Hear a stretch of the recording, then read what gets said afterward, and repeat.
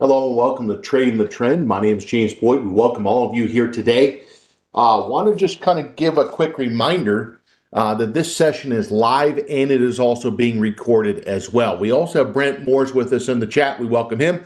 And we also welcome Amanda, AP514, Naresh, Scott, Vlad, and many others. Welcome to all. The question we ask ourselves every Thursday is, what trends are you riding?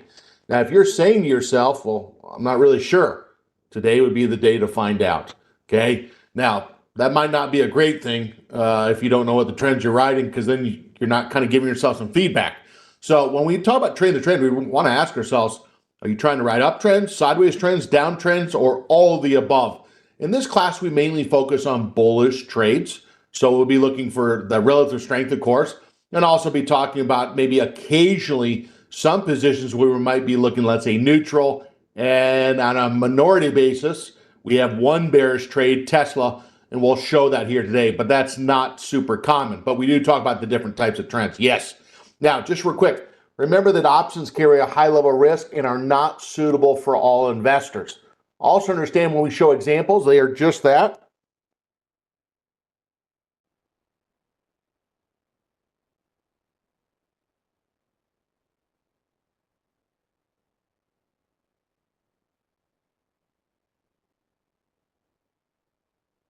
All right.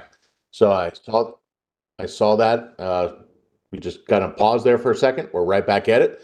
Want to give us a quick reminder that our example trades will be done in the paper money account. Investing involves risk, including loss of principal. Now, also remember when we get going, remember short options. When we talk about options here, we're talking about American style options. And that just means that those could be assigned at any time, okay, up to the expiration, regardless of the in the money amount. Whoever is long has a right to exercise prior to expiration and or at expiration. European options, as Ben talked about the other day, no, just at expiration. That's a difference.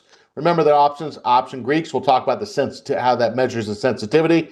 And we'll also talk about bullish and bearish examples here today as we talk about options, okay? Now, quick reminder that coming up, if you go to schwab.com/events, you'll see different events we actually have.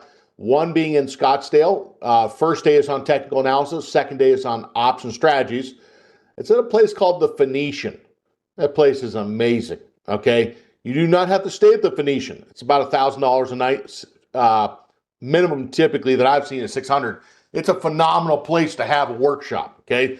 So you're going to be in a great area. And also coming up in Chicago, the Advanced Option Workshop, March 21st and 22nd at the Renaissance Schaumburg, okay, and Detroit, April 11th and 12th. So remember, on those, it's the first day technical analysis and the second day option strategies. Let's kick it off here. So first off, I want to just take a quick look. So we're going to go over briefly just market posture. Second, we're going to talk about current positions that we need to discuss, some good, some bad. And then we're going to talk about some new positions. We need to address Google. They had earnings. And then we'll talk about Amazon's earnings here today, among other new positions. So if we looked at, let's say, the S&P 500, and we said, what type of strategy do we have? Or I should say trend, excuse me. You're going to see that it's kind of been more neutral, okay? Now, this is a very, very, very good reminder that the trend does not always just go straight up. Sometimes the only constant is time, okay? So you might kind of be thinking maybe, how might I kind of add that to the quiver, so to say, not just playing directional type trades, but also trades that are based off time decay. Now, you also might be thinking about what strategies might be more delta neutral-ish, okay? Because if we go back to, let's say, since Thanksgiving till now, the S&P has been kind of more flat. There's been some up moves, down moves, but we've stayed inside that range. When we take a look at this on the right-hand side, you're going to see that we kind of have the up move, kind of there's your flag, okay?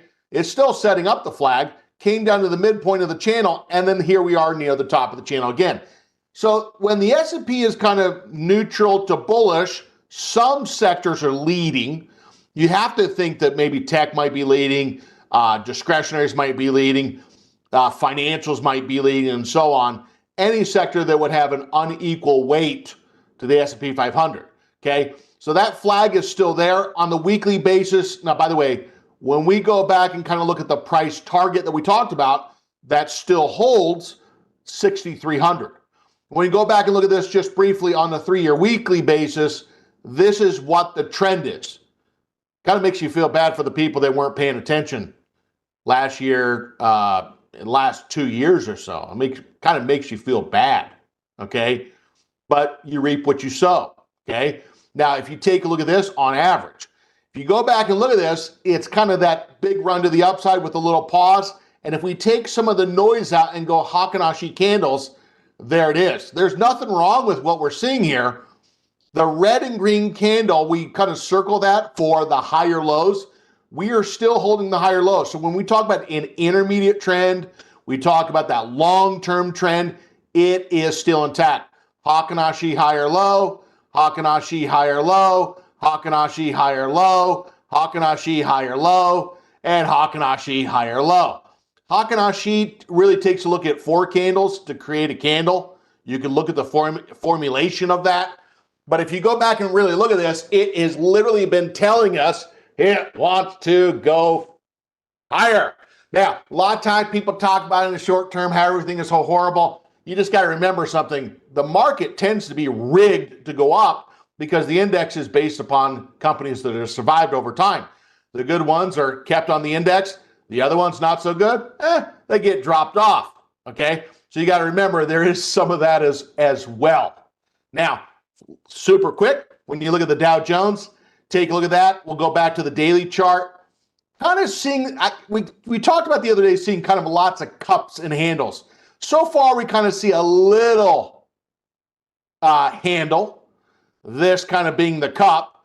Now, I'm not sure if I could stick my finger, okay, in that little handle there, okay? Maybe.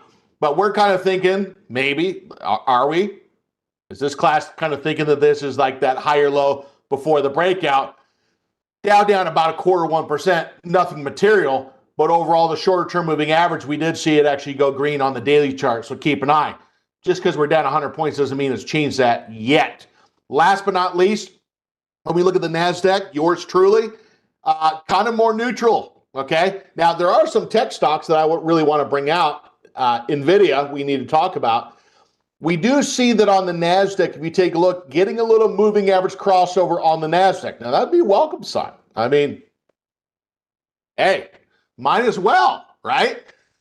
Something to maybe help the S&P go higher, maybe the Dow go higher and so on, get kind of some of those bullish investors to maybe bid the market up higher. Better sign here for the NASDAQ. We crossed down and then now trying to cross back up. Good thing we actually saw the NASDAQ did hold 21,000. Sectors. Tell me what you saw today from your side on the sectors. Anything stand out to you? Mark, anything stand out to you today on sectors? J, B, okay. So if we look at just real quick, going back to one comment on the Dow Jones, the moving averages are red. So the moving averages we're using is the whole moving average. The shorter term one is a 10, and the second one is a 20-period moving average. And you'll see that right above my chart, color-coded. The 10-period moving average has gone green, just saying that momentum is kind of trying to come back in. So we cannot say that both are red. That's not true if we're using the setting that we're talking about. The 20-period is red. Yes, the 10 is green. Okay, now, all right, now what sectors kind of stood out before we kind of dive in? Well, number one is financials. Okay, now let me ask you another question. Any stocks today in financials that you saw that might be trying to go higher? Not a recommendation. Anything? Anything stand out to you? I got a couple. Okay, which ones did you see? Okay, so that's what it's about. Now, if we take a look at this, we might even say that when you look at the financials, okay, you go back to kind of what we saw, that old high, new potential low. And if we look at the moving averages, again, try not to make it complicated, okay? You're going to see that they both went green, but pretty much needs to really hold that 631. When you look at, let's say, Staples, we talked about the SG yesterday, rallied to the upside. If you did not see Philip Morris, it was smoking this morning, literally, okay, no pun intended. But if you look at that, that's trying to really break through 805. When we look at communication, maybe a little fatigue getting on communication. I mean, this is not Hakanashi candles. These are, let's double check. Yeah, they are, okay? But I don't think it matters. It doesn't. If you go back and look at the number of updates, this is regular candles. I mean, we went up like 15 days in a row. At least it felt like that. Starting to maybe see a little consolidation on communications. Be careful, okay? Adjusting of stops and so on. Maybe new kind of protective type strategies, maybe in communications in some stocks. Now, if you also look at real estate, we talked about yesterday equity tailwinds, crude dropping, interest rates dropping, US dollar maybe flattening a little bit, et cetera, and the VIX. We see that when you take a look at the real estate area, okay, real estate trying to get a little reversal, okay? Keep an eye on that. Pinch again. What do we see on the moving averages? Turn green in the last 2-3 days, and those moving averages are starting to pinch. That could actually mean that some of those stocks might be trying to get a little bid to the upside. Keep an eye. Now, let's kind of just take a look. So we talked about, so if I kind of highlighted, when you look at the SPX, kind of looks like a big flag, okay? Big, nice flag. And it's kind of testing the upside. I don't want to delete my lines, but we're kind of up near the top, okay? And so far, we're not really fading back. So keep an eye. Dow Jones as well. And the best thing about the NASDAQ, trying to get a moving average crossover, okay? So we'd probably say Dow first, S&P second, and NASDAQ third. Don't really look at the small caps, okay? Now, financials, okay? Real estate and communications still. Those are the ones. Did I miss anything? Okay, looks like you guys got a couple stocks you want to look at too. Now, I want to go to just real quick the financials for just a sec, okay? Now, if you know, the big thing here is a lot of times people say, well, geez, I don't know which one to look at. Well, we're going to kind of use something that we all have, right? If I go to MarketWatch and I go to Visualize, we're visual people, and what I'm going to do is I'm just going to go to MarketWatch, Visualize, S&P 100. I'm going to say a rule that we cannot use any searches. Denied, okay? Can't use any searches.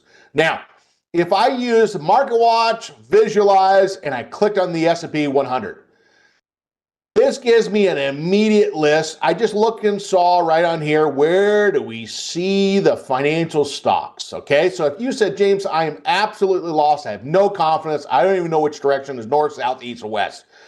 Why don't you start with these first, okay? Now, if we looked at this list and I said, hey, this is my list to start with, we see one in here called BRK/B.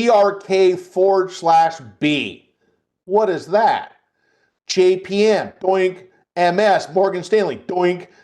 Goldman Sachs, doink, doink.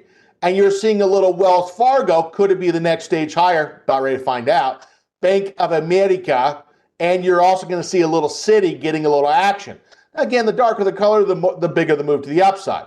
Okay? Now, if I take a look at this, I'm going to bring up just briefly, which one should we pick? I need some help. Okay? Which one should we pick? Debbie, you pick. Dragon Rider, which one do you want to look at? Now, the one thing is Visa, okay?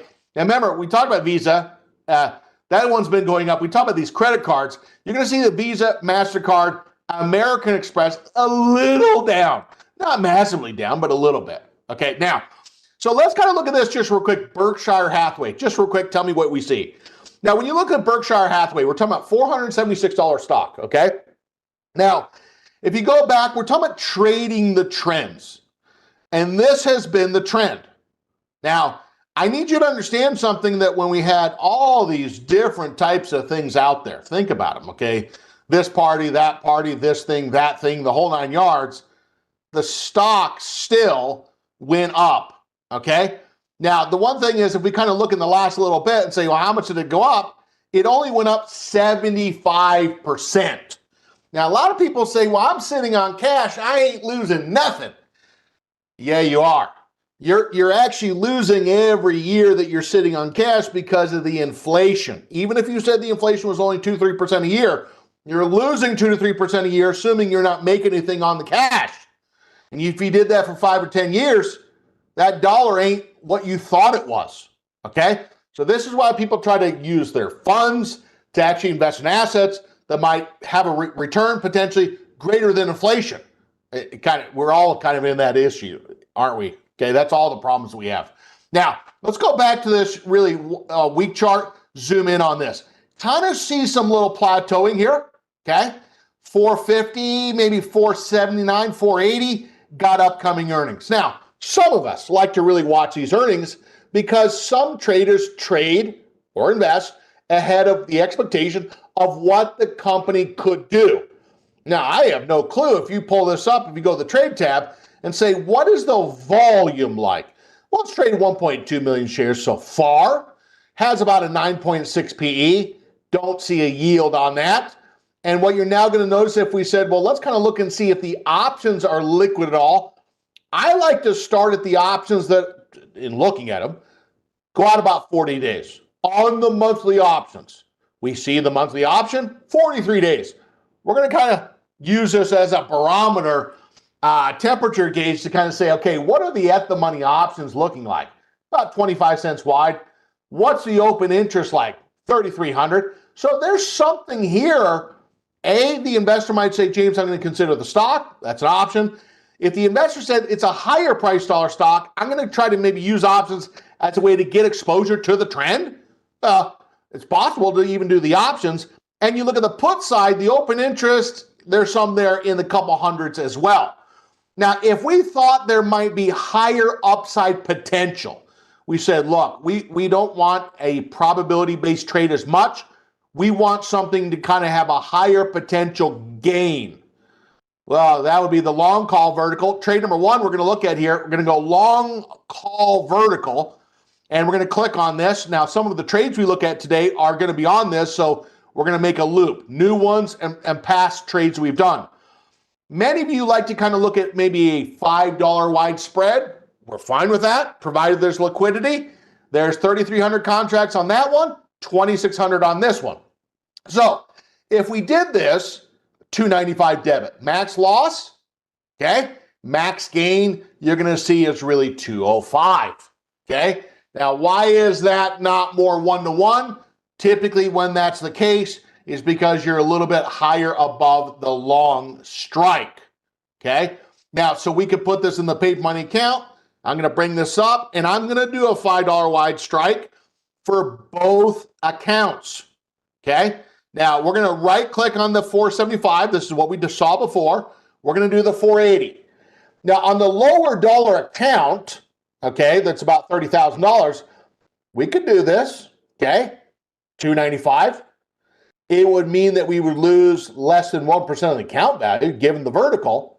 So we're going to go single account, multiple accounts, going to click on one there, and we're going to do two of those in the IRA. The IRA is sitting at 106.3, okay?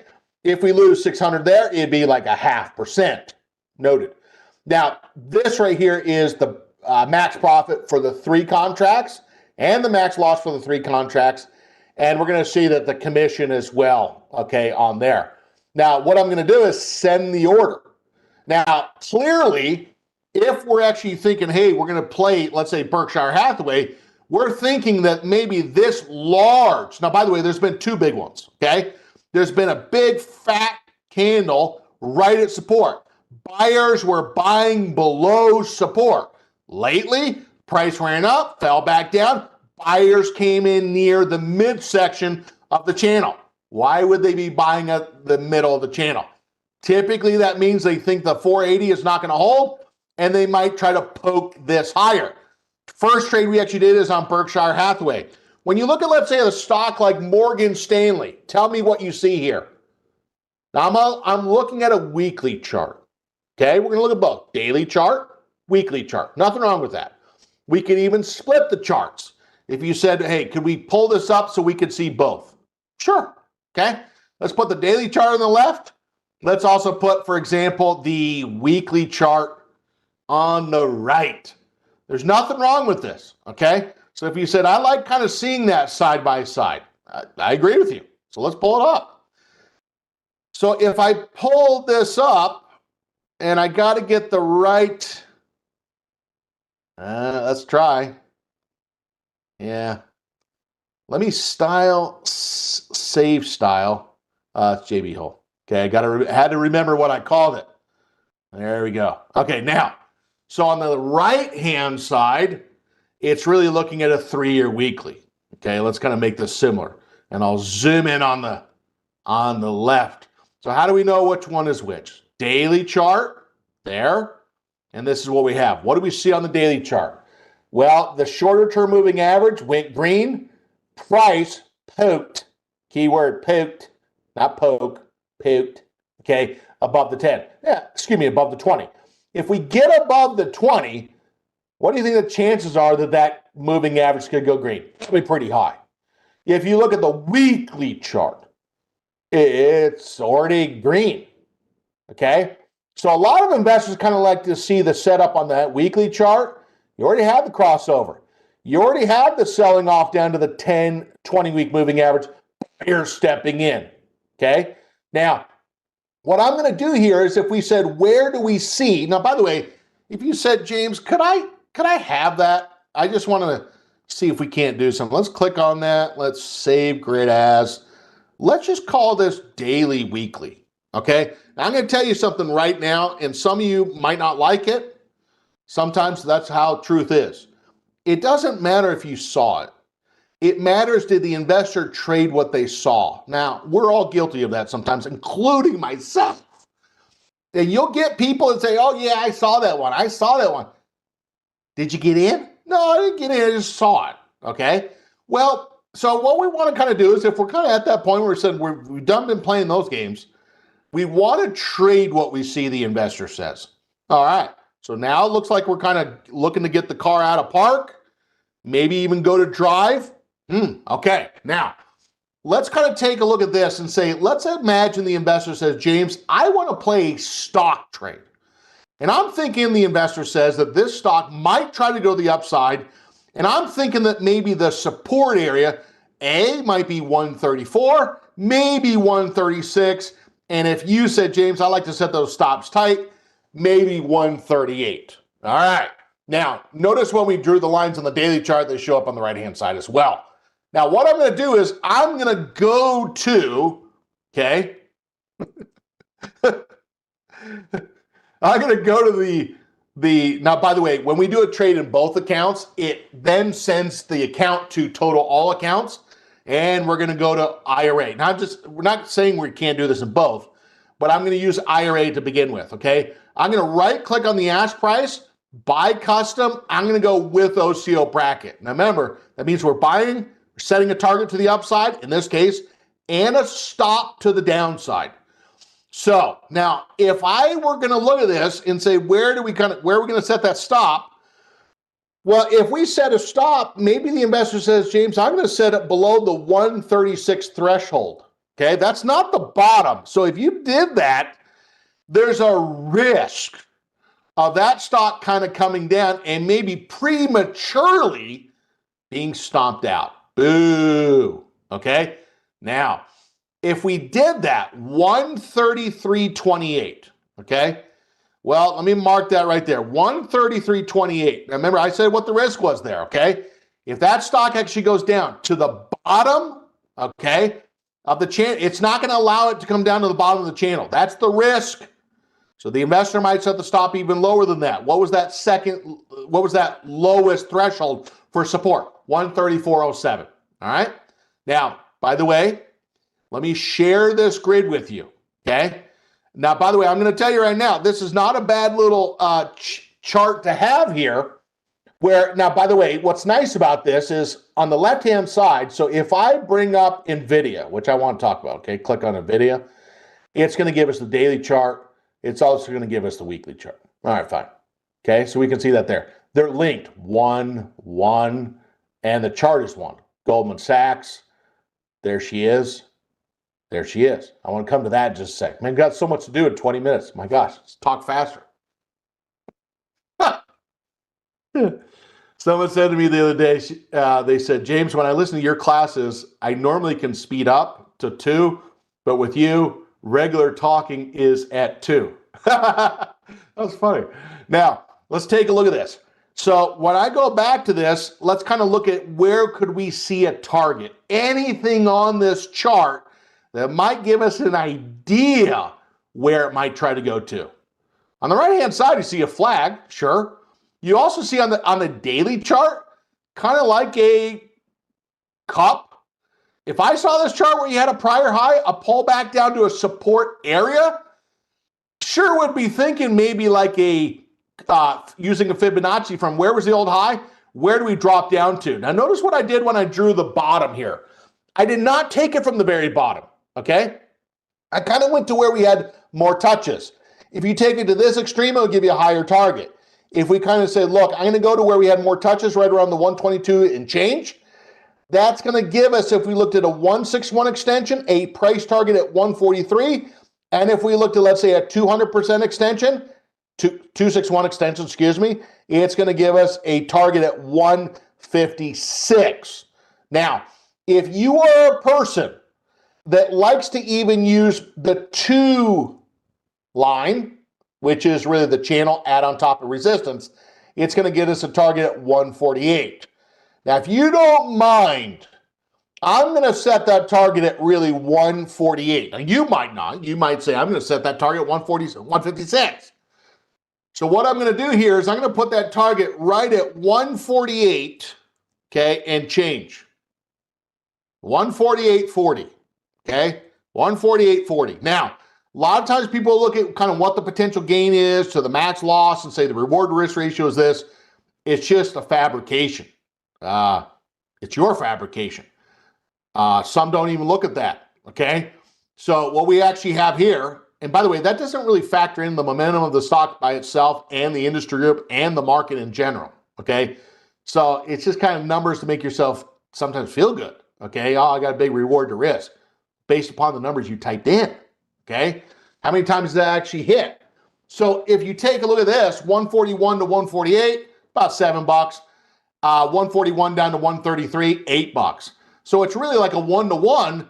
But again, we're more concerned about the likelihood of being stopped out. If you set a tight stop thinking you got a good reward risk ratio, but you get stopped out more frequently, then how's that reward to risk ratio working? We'd rather set a lower stop, a bigger risk. Okay, there's reasons. Now, what I'm going to do is I'm going to go ahead and send this order, GTC, there it is.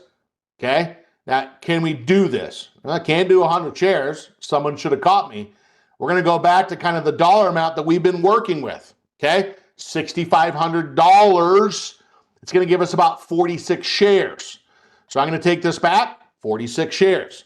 Now, when you do this, target, stop, now we can do that, okay? 46 shares, okay? Target, stop, read that line right there. We know that a stop, the stop price, that's the activation price. What it fills at, known as the execution price, there's no guarantee that it's going to be the same. It's a trigger to sell. Send the order. Now, what I'm going to do is going to go back to, just real quick, on when you look at Goldman Sachs, and this kind of really comes back to how you like to see it, okay? Or what type of, let me kind of do it like this.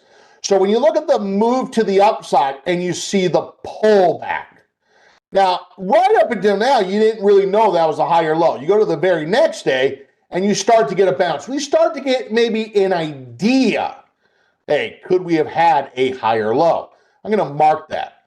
Then we actually, for example, go to the very next day, the next day, next day, next day. And then we go about right here.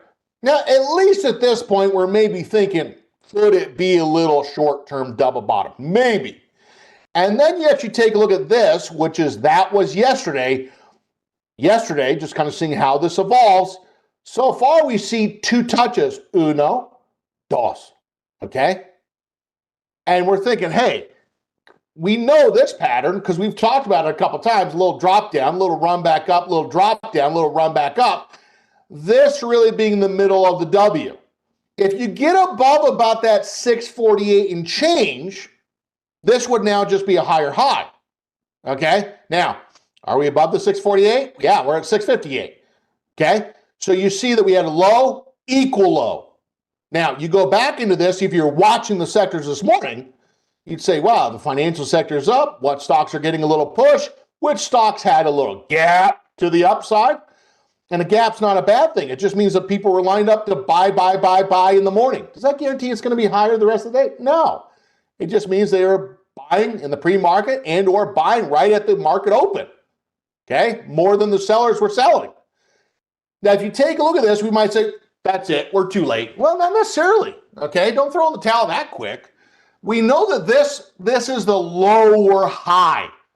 The lower high, the middle of the W, might turn into the potential what?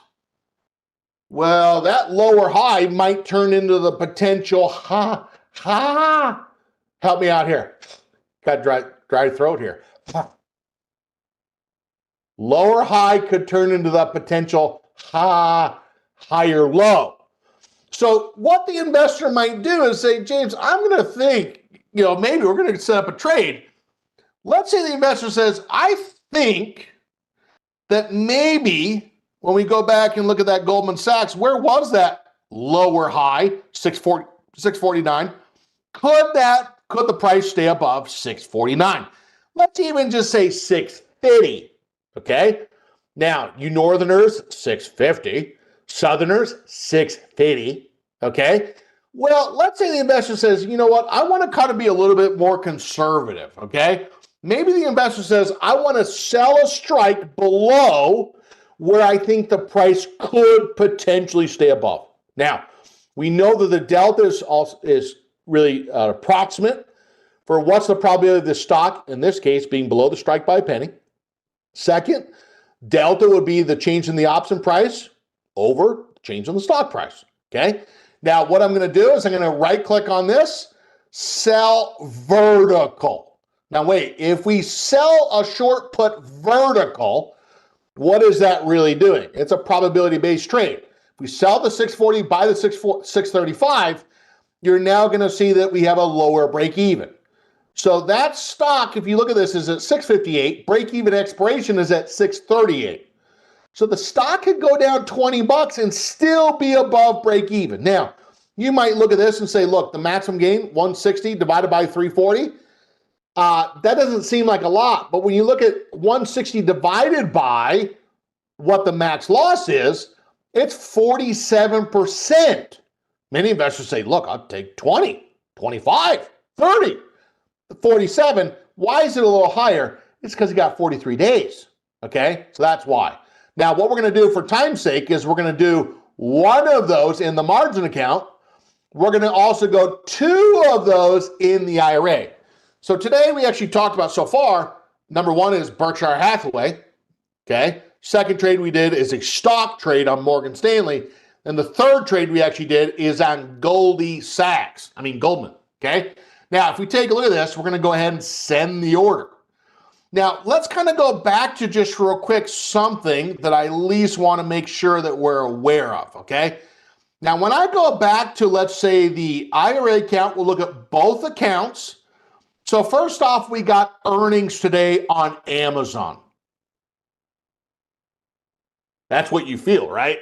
In the paid money account, you're thinking, my gosh, don't do what Google did, okay? Now, in the paid money account, long shares of stock. What do you want it to do? Of course, you want Amazon to go up. Now, do we need to make any adjustments? Sold the 250.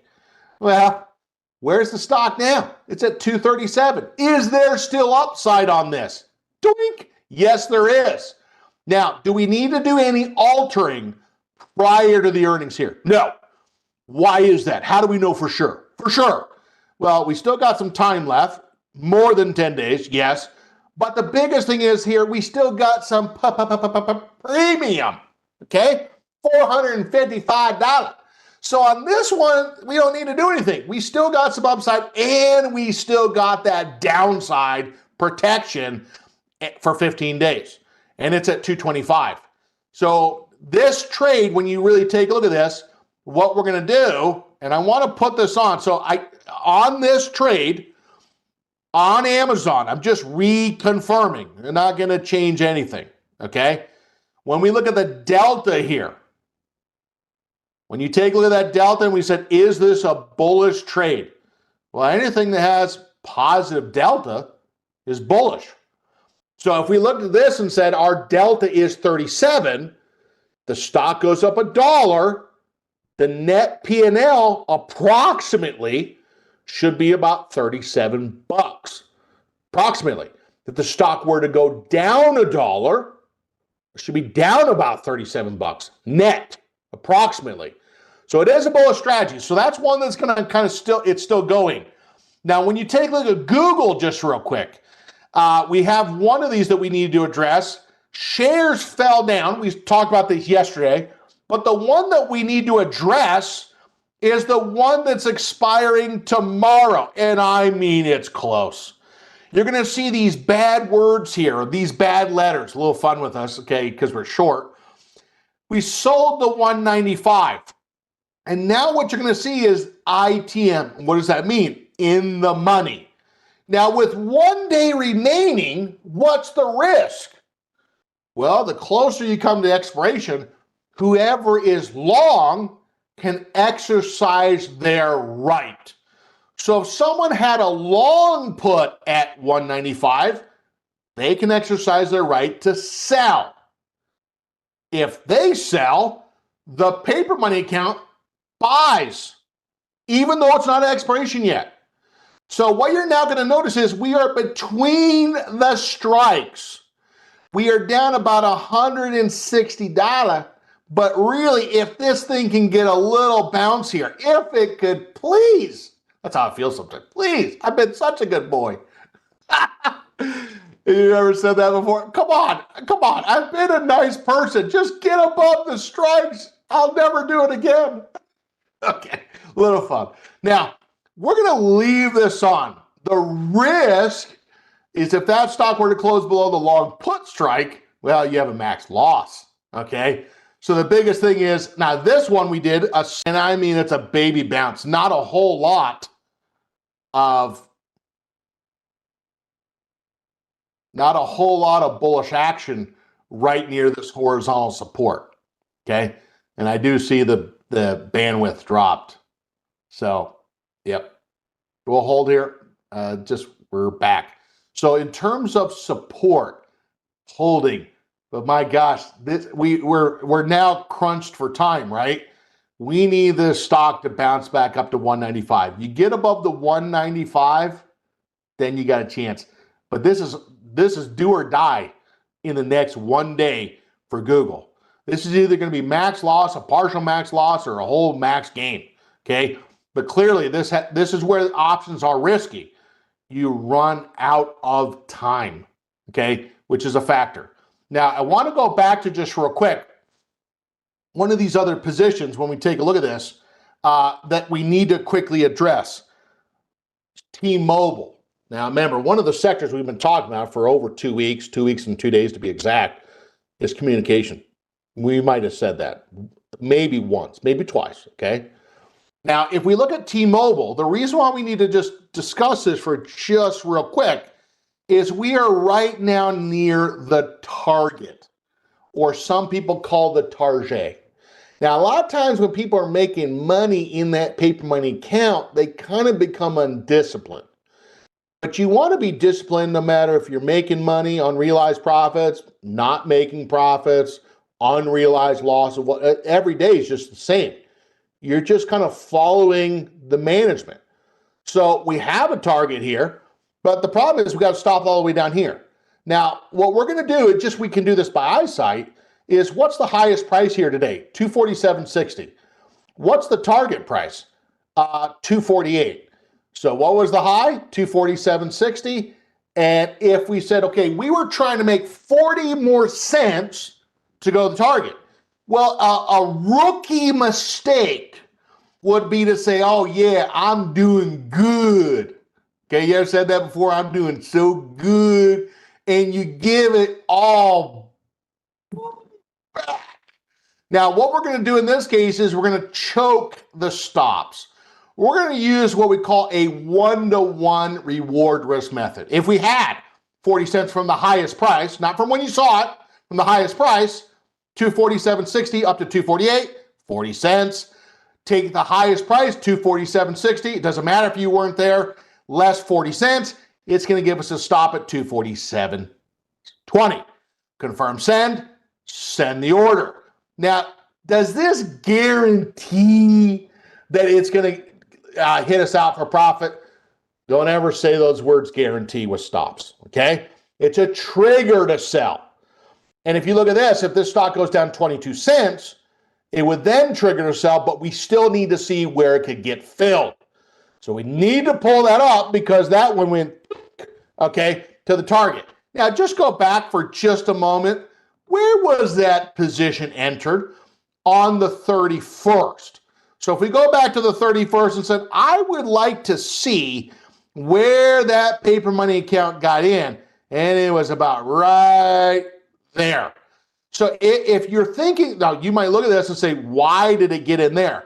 Well, a lot of times is if it's a red candle, it does not mean it wasn't green when you bought it, but by the end of the day, it was red.